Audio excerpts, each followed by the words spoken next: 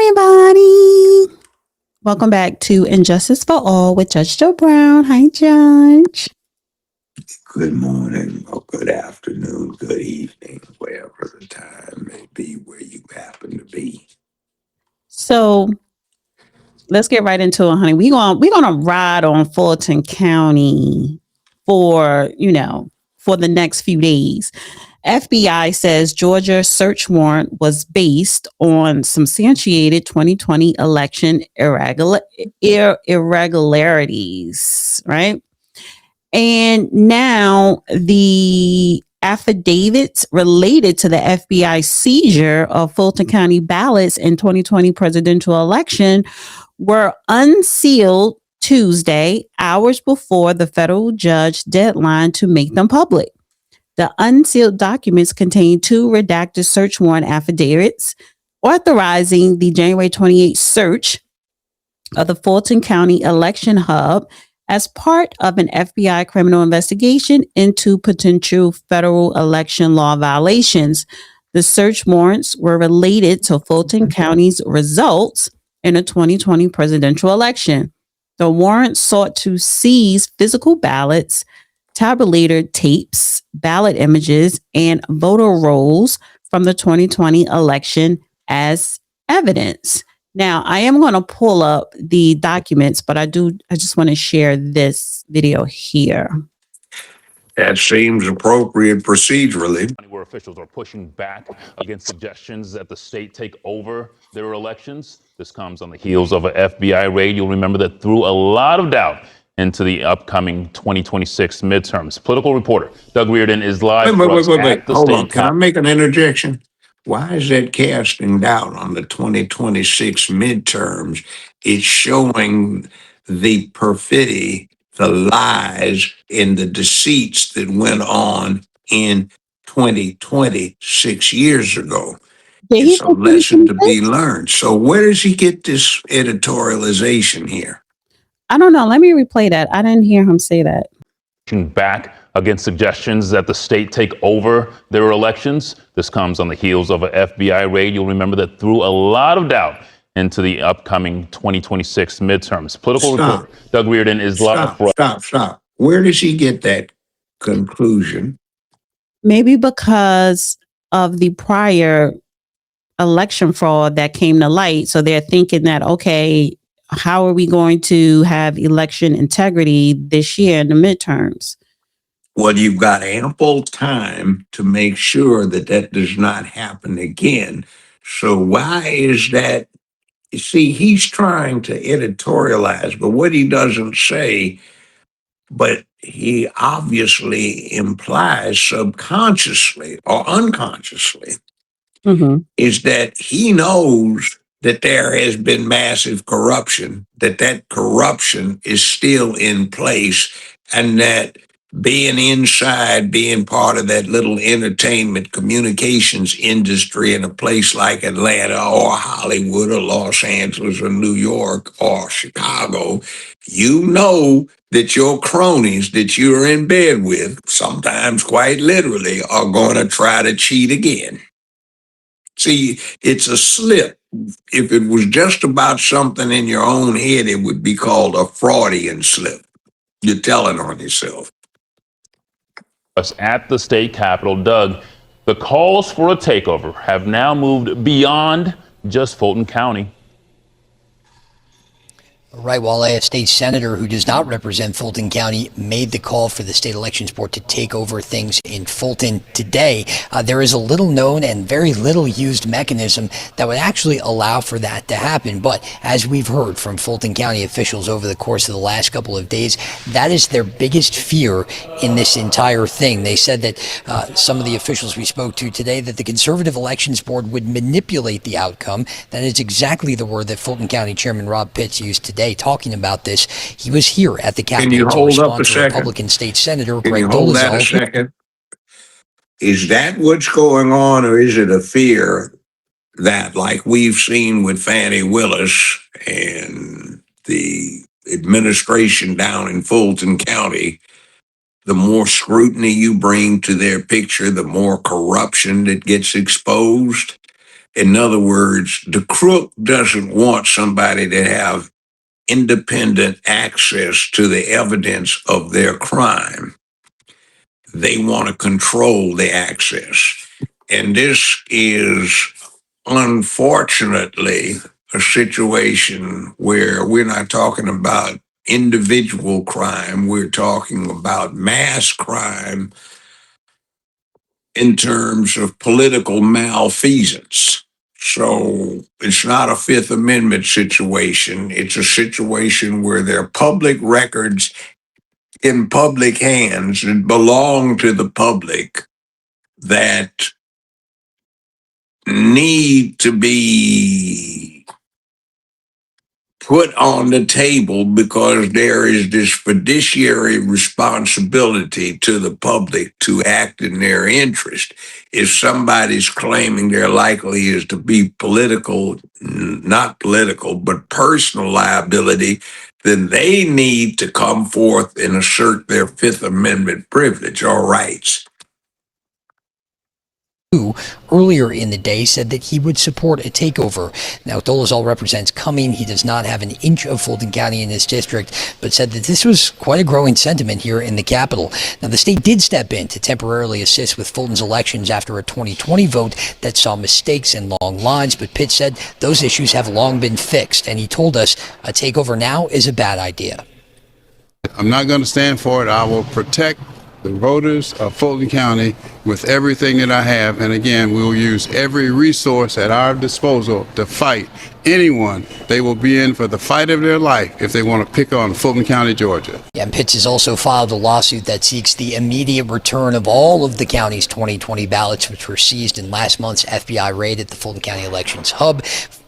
Pitts, I should note, also called the evidence in the warrant that allowed the FBI to do that, quote, recycled rumors and lies. He reiterated that again today. Okay, here's what I'm trying to do. There are pieces in here, and it's like a whole bunch thrown out there that needs to be addressed individually. See, this is a lie, a false inference. These people in the state represent the whole state of Georgia. And also, these people in Georgia are citizens of the United States of America, so the federal government represents them. What they're doing is not trying to deprive the citizens of Fulton County. What they're trying to do is protect them from being preyed upon and victimized in reality by some of the people that have entrenched themselves in the power circuits of Fulton County. In other words, the state's saying you're committing a crime against the people of this state by your activities in Fulton County, which has deprived those people of their real votes. In other words, all of these ballots that got counted on one side shouldn't have been because they were not real ballots, they were fraudulent. And all of these ballots that were not counted because of fraudulent purposes, that would have altered the outcome of the election. Nobody's making anything up. We're just saying, look what you guys did to rip off the people who live there. You discounted their real votes and you created false votes to impose something on them that they did not want. So we're protecting them. So this clown gets up there and pontificates about their motive is to protect the voters from having their rights stripped away, when what is actually going on is an effort to ensure that the voters did not get their rights stripped away and get fraud run on them. That's what was going on. See, this is, what is it? Orwell said in 1984, double speak. You say one thing and you mean something else entirely. Okay, now. To raid Fulton County's elections hub last month, now made public. Atlanta News First political reporter Doug Reardon is live tonight at the Fulton County Government Complex tonight. So, Doug, what was the reasoning for this raid? Well, I can tell you guys there was not much new in here. There was a whole lot of things that we had heard before from groups who had claims about fraud in the 2020 election. And as Chairman Rob Pitts of the Fulton County Commission said today, a lot of these claims that the judge used to sign this warrant have already been debunked. Among them, missing ballots, duplicate ballot images from that 2020 election, missing or incorrectly signed tabulator tapes, and concerns about chain of custody issues. And Pitts said they were recycled rumors and lies, in his words. Pitts said the county would push back against a potential takeover of their elections by the highly conservative state elections board. There is a little used state law that could allow that to happen. And that is really the big fear, I will tell you, not only up at the Capitol, but certainly down here at Fulton County. And after Trump suggested last week that maybe even the federal government take over some local elections, Pitts said he'd been in touch with leaders of other jurisdictions that Trump mentioned by name, like Philly and Metro Detroit. May I make an interjection here? Does it strike anyone that this sounds peculiarly like the people that are attacking the investigative process are acting like it belongs to them and not that they're holding it in trust for the people? See, if you're holding it in trust for the people, it's, hey, come on in and take a look so the people can be restored in their confidence in this election process, that it went all right. Everything's in order. Take a look at it. But they're acting like they're trying to assert their Fourth Amendment rights against unlawful search and seizure, and perhaps Fifth Amendment rights against self-incrimination, as though it were their property, their personal, real personal property, or their real property that they are trying to protect. It's not theirs. It belongs to the people. So why are they getting in the way of investigative efforts to determine whether the people have been shortchanged? See, it doesn't make sense how they present it if you recognize what you're looking at and what you're listening to. So here is the unsealed documents, right? I'm not going, we're not going through those. It's like 50 of them, but I just wanted to highlight this here, the first page, and this one here. So it says particular things to be seized. They have all physical ballots from the 2020 general election in Fulton County, including but not limited to absentee ballots, to include envelopes, advanced voting ballots, provisional ballots, in-person election day ballots, emergency ballots, damaged or destroyed ballots, duplicated ballots, or any other ballot that was used to cast a vote. And what's wrong with that? Nothing.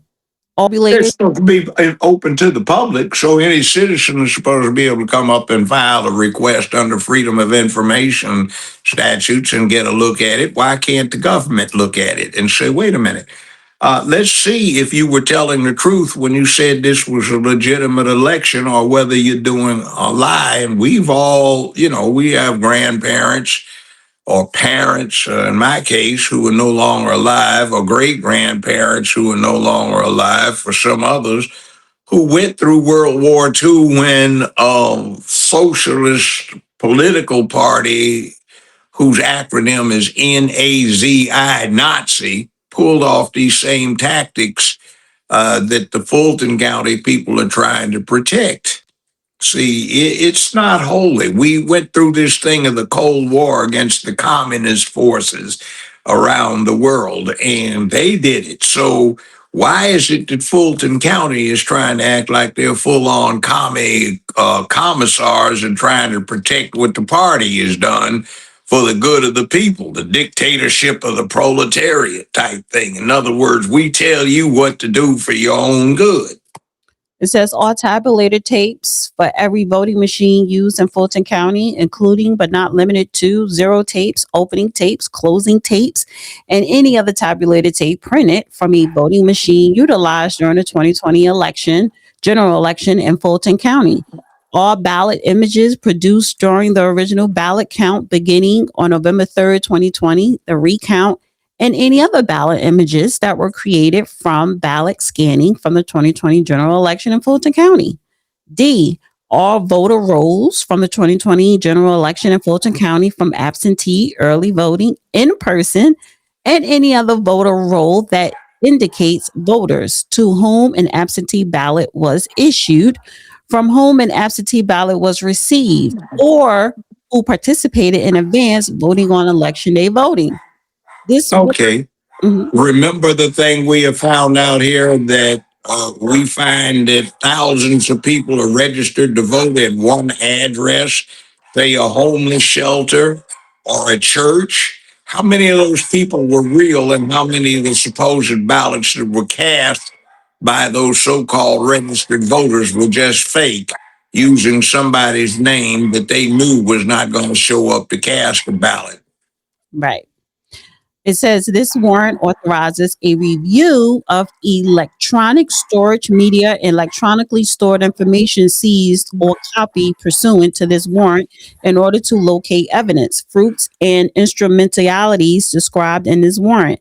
The review of this electronic data may be conducted by any government personnel assisting in an investigation who may include, in addition to law enforcement officers, All right, now, agents, attorneys for the government, attorney support staff, technical experts pursuant to this warrant. The FBI may deliver a complete copy of the seized and copy electronic data to the custody and control of attorneys for the government and their support staff for their independent review. all right, now, this is not easy stuff to draft up. I am impressed by the fact that they did put the magic language in there, including but not limited to. A lot of lawsuits have been lost because somebody forgot to put but not limited to. All right, now, this is how many pages in this document? It's like 50, 50. And what is it? It's an 47, application. 47 Okay. to be exact. 47. It's an application for a search warrant. Now, just imagine what it would take to come up with an adequate indictment to bring in one fell swoop, all those people that might be mentioned in the Epstein files who are not just innocently associated with this because somebody who is was an attention getter and tried to market his alleged acquaintanceships, just took a picture with somebody. Imagine how much work it would take to get that together and proceed. And everybody's saying they ought to arrest Bondi right now because she hadn't done her job. She's on a job, but how long did it take to prepare the warrant request just for a search warrant? Right. Now, you get the idea. This stuff, like some people who don't understand academics and didn't do any in their life and didn't sit down at the table and do the homework, they don't get it that this stuff requires work, a lot of hard work and a lot of midnight oil. And it just doesn't come out there. It requires years of education and experience to do this. So they somehow or another magically think everything's going to be like one of these Hollywood productions where it's just BS that you get thrown in front of you for a dramatic production. This is eliciting extreme reactions from a lot of quarters. But we get back down to what is being illustrated in Fulton County is what happens when you give power and authority to a group that says, hey, you don't have to do anything hard in life. We'll take care of you, but we'll run you. Meanwhile, we'll steal from you. Meanwhile, shut up. And meanwhile, when somebody tries to tell you you need to look to your own affairs because they get jacked around, and we want to take a look at it because it's our duty to protect you on a larger scale, the people that you have been allowing to rip you off will say, no, no, no, no, they're trying to bamboozle you. And what they're really saying is, we don't want to be discovered in how we lied, cheated, and stole from you. Right. Now, I want to play a little bit of this Rob Pitts press conference that he did yesterday, right after the documents were unsealed. For coming on such short notice, we get right to the point. This afternoon, the affidavit in support of the search warrant that was executed on January 28th was unsealed. This was a response to a motion that I filed in the case of Robert L. Rob Pitts et al. Versus the United States of America. And in that lawsuit, I had asked for two things. First of all, that all records that were seized by the FBI at our elections hub, that all of those documents be returned to us. And number two, that the affidavit that was used to secure the search warrant by the FBI, that it be unsealed. That happened today. The judge notified us on, I believe it was Sunday, that he gave them until 5 p.m. close of business today to unseal the warrant. We're grateful now that the underlying accusation is now public knowledge. We now know, as I've said from day one, that the accusations are exactly what I've been talking about, again, from day one. Recycle rumors, lies, untruths, and unproven conspiracy theories. Fulton County's 2020 elections, they've been examined, they've been re-examined, they've been audited, there have been hand counts under microscope, and in every instance, we come up clean. And any honest review going forward will also be clean. These accusations have already been debunked, but here we go again on a merry-go-round. Fulton County will fight this with every resource that's at our disposal, and we will not stop fighting. Now, I'm reaching out to other counties because the president has stated that there are 15 other states that he's looking at, and 3 cities in particular. He talked about Philadelphia, he talked about Detroit, and there's one other city. I've been in touch with the chairs of their commissions because this is not just about Fulton County, as I've said from day one. This is a national effort, and he's using the term to nationalize elections. What does that mean? Having the federal government run elections. Now, I'm not a constitutional lawyer by any means, but I do know that states run elections, not Congress and not the White House. I've also said that the president is treating the Constitution, which is the law of the land, as if it were just a suggestion. I want to personally thank our Senators Warnock and Ossoff for their support, and also Congresswomen Williams and Macbeth. They've been very helpful to us, and I'm certain will continue to be, because we know. You know what I find interesting? I'm sure he didn't listen to them, and I'm sure he didn't copy them, but he sounds almost like he's giving us a verbatim repeat of a speech that Governor Faubus of Arkansas delivered in 1956, saying he was not going to comply with the U.S. Supreme Court edict that came out of Brown v. Board of Education. He sounds like a speech given by a Georgia official in 1959, and he said the exact same thing about the feds being involved to ensure that people had civil rights and how these things should be left exclusively to the state.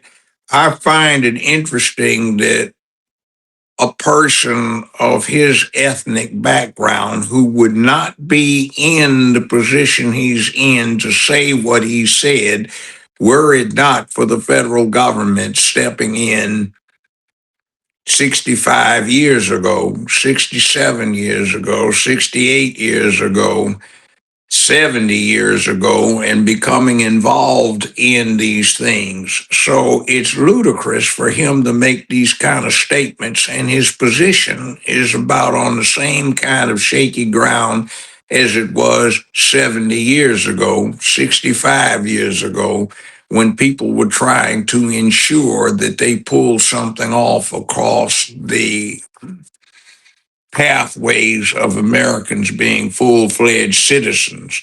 This is more dictatorship of the proletariat nonsense. That is not an accurate statement of affairs. The facts that he is claiming are lies should be developed when credibility is to be determined, when there are people under oath on a witness stand who would be evaluated by the trier of fact, who would either be a judge or a jury as to their credibility, their veracity, their accuracy, and the weight to be given the evidence through their testimony that they provide. So all of that is a bunch of nonsense that only appeals to those who have either no understanding of how American law works or an inadequate understanding. In other words, it's bullshit. Tomorrow. Oh, aren't we back to this soap opera? Unfortunately, I guess we have monthly episodes instead of weekly episodes. We don't get to see what Miss Erica is up to today. Well, Lieutenant Governor Burt Jones in Georgia says Fani Willis, former prosecutor, must testify before the Senate panel. Nathan Wade, that will be Nathan Wade. So, Lieutenant Governor announced that Wade has been ordered to appear before the Georgia Senate Special Committee on Investigations Friday, February the 13th. That is tomorrow. Jones said the move comes after what he describes as a conflicting accounts given by Willis and Wade about their personal relationship and prosecution spending. Her story didn't match her boyfriend's testimony, Jones said in a video posted on social media. We've subpoenaed Nathan Wade so we can determine who is telling the truth. The special committee was created January 2024 to examine allegations of misconduct tied to Willis' prosecution of Donald Trump and 18 others accused of trying to overturn the 2020 presidential election results in Georgia. A central focus of the inquiry has been Willis' decision to hire Wade as a special prosecutor and whether their romantic relationship created a conflict of interest or led to improper use of public funds. That is it. They are more interested in improper use of public funds, and that'll get somebody put in jail.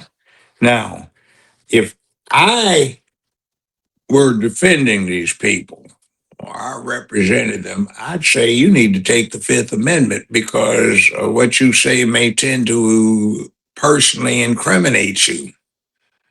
Right. So let's see if they have that much sense. And it's been ruled upon that they can make the inquiry and they have authority to enforce what they're doing that may not be pleasant to the citizens of Fulton County or the residents, because under Georgia law, if I'm not mistaken, they can either retaliate against the district, Fulton County, by withholding funds.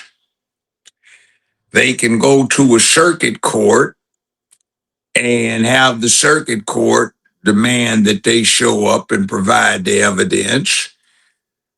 They can also deputize their sergeant at arms to go out and physically arrest these two and bring them forthwith before the committee and give testimony.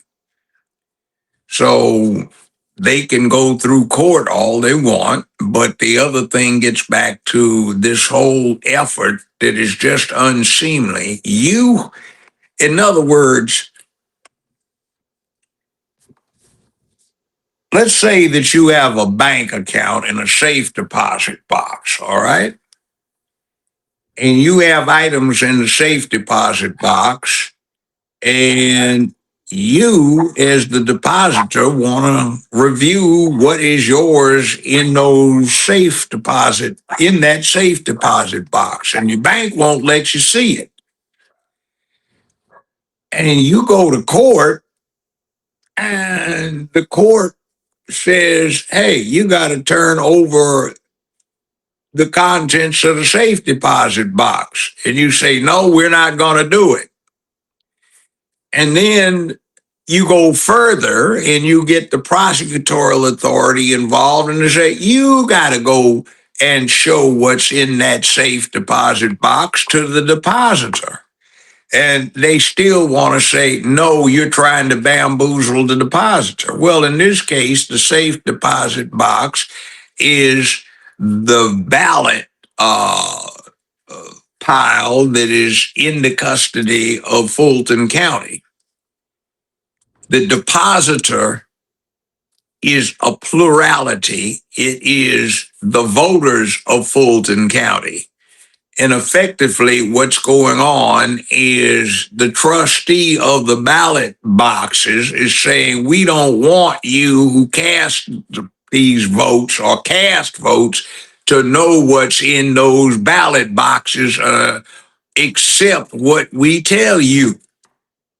And we've already been discredited.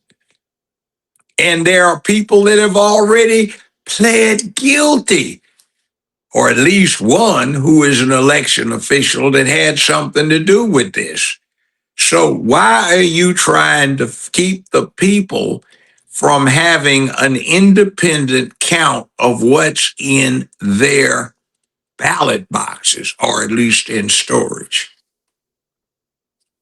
Now, that's what's going on here. So Nathan Wade, Fani Willis, that debacle. And now we have the Fulton County, the FBI raiding the Fulton County elections, right? Is it all under the same umbrella, or is this two different situations? It's one umbrella, same thing. It's a coordinated pattern, a RICO situation of organized criminality, a conspiracy to defraud the people of Fulton County, and somewhat indirectly, the people of the state of Georgia and of the United States of America. It's criminal activity on a mass scale that involves several million people.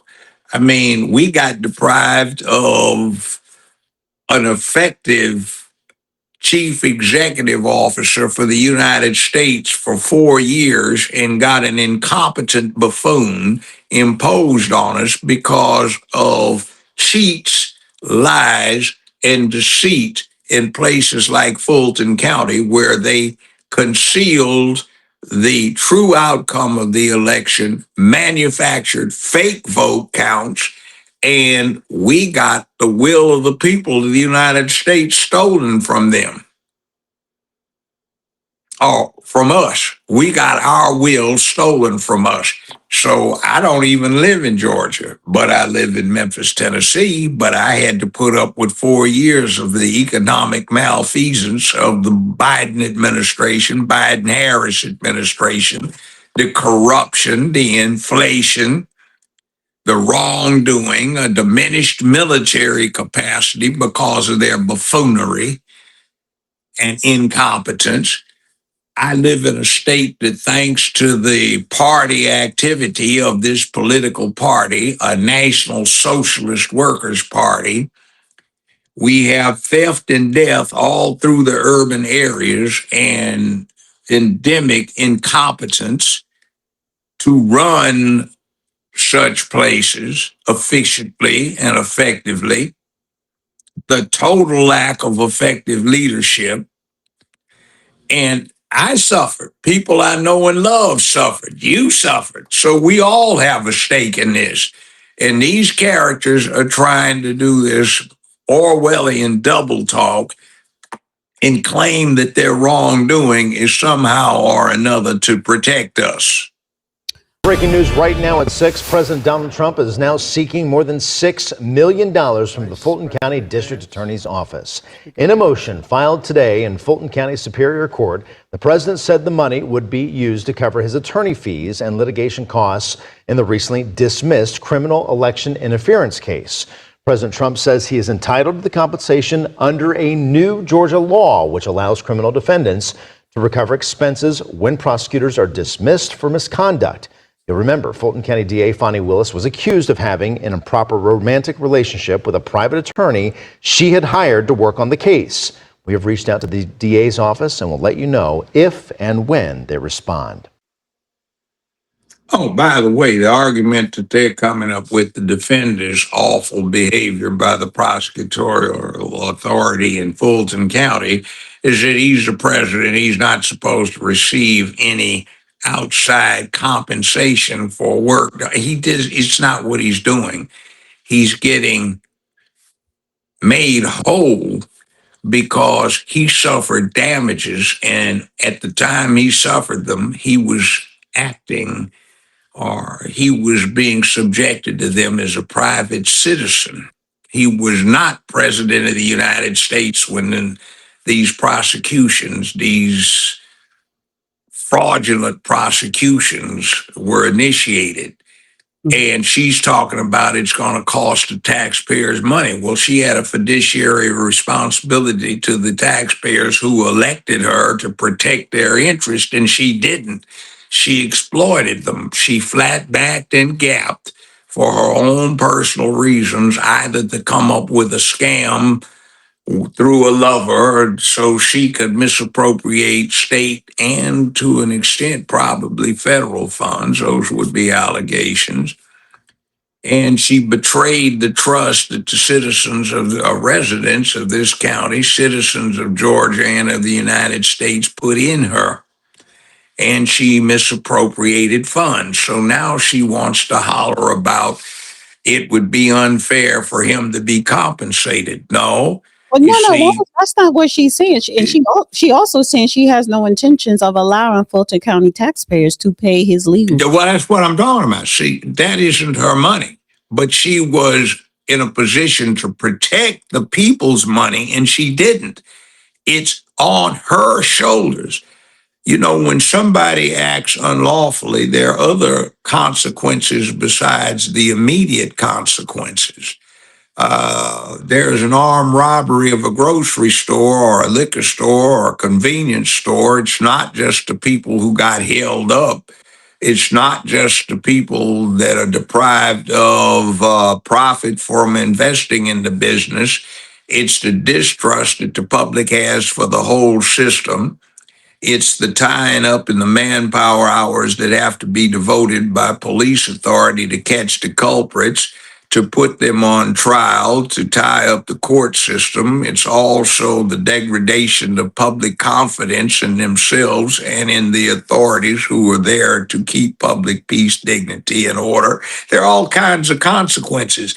So when you and your lover flat-backed and gapped, or you flat-backed and gapped for your alleged lover, which what you say happened, it's not something you contested. And we saw all of the cash transactions and the extraordinary expense for insignificant amounts of work that were paid out.